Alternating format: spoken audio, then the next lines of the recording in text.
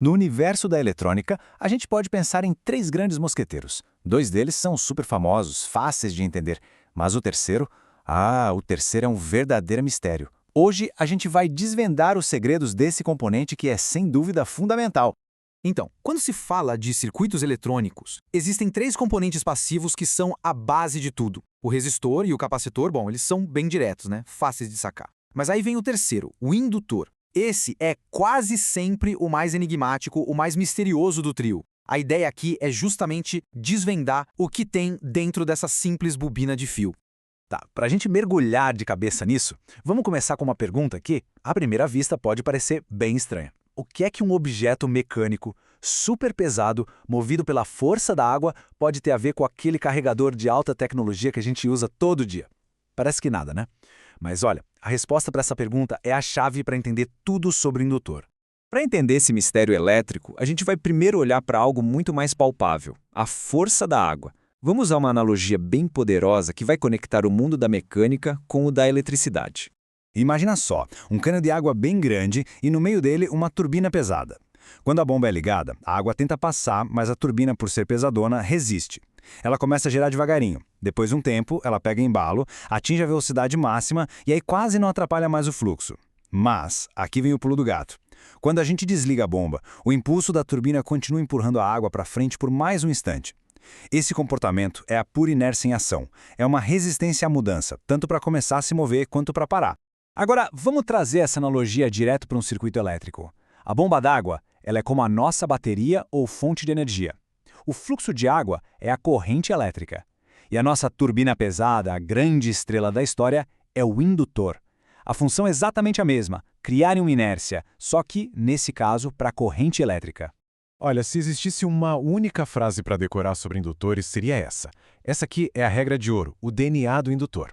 A corrente elétrica não consegue saltar de 0 para 100, nem cair de 100 para 0 num estalar de dedos. Ela sempre precisa de um tempinho para mudar. Beleza, a gente já entendeu o que o indutor faz, graças à nossa analogia. Mas agora a pergunta é, como ele faz isso? O que dá uma simples bobina de fio tanto poder para resistir a mudanças? A resposta está num princípio fundamental da física que foi descoberto lá atrás por Hans Christian Ørsted, o eletromagnetismo. A regra é bem simples. Toda vez que uma corrente elétrica passa por um fio, ela cria um campo magnético ao redor dele. Sempre. Um fio reto até cria um campo magnético, mas é bem fraquinho. A mágica mesmo começa quando a gente dobra esse fio e faz um laço, uma volta. De repente, o campo magnético se concentra todo ali no centro e fica bem mais forte. E se a gente for além e enrolar o fio várias e várias vezes, numa bobina bem apertadinha, que a gente chama de solenoide, aí sim, os campos de cada volta se somam e criam um campo magnético super poderoso e uniforme lá dentro. Esse é o coração de um indutor. Então, com esse campo magnético forte criado, ele meio que ganha vida própria. Ele não gosta de ser alterado, sabe? Qualquer tentativa de mudar a corrente faz o campo magnético crescer ou encolher, e esse movimento todo acaba induzindo uma nova tensão na própria bobina. Essa tensão, que tem o nome de força contra-eletromotriz, ou FCE, sempre vai contra a mudança. Se a corrente tenta aumentar, a FCM empurra para baixo. Se a corrente tenta diminuir, a FCM tenta manter ela fluindo. É a tal da inércia elétrica. A teoria é muito legal, mas nada se compara a ver a prova com os próprios olhos, né? Vamos dar uma olhada em como essa inércia elétrica se parece na prática. Pensa num circuito simples, sem indutor. Se a gente liga e desliga a corrente bem rápido, o que aparece num osciloscópio é uma onda quadrada perfeita. Repara nos cantos, são retinhos, em 90 graus. Isso quer dizer que a corrente sobe e desce instantaneamente, sem rodeios. Mas agora, olha só o que acontece.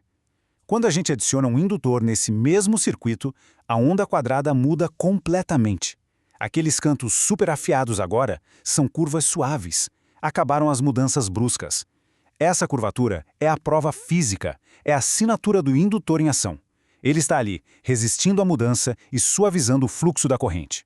Ok, já vimos a física, já vimos a prova, agora vamos expandir um pouco a nossa visão e ver onde essa pequena bobina causa um impacto gigantesco no nosso mundo.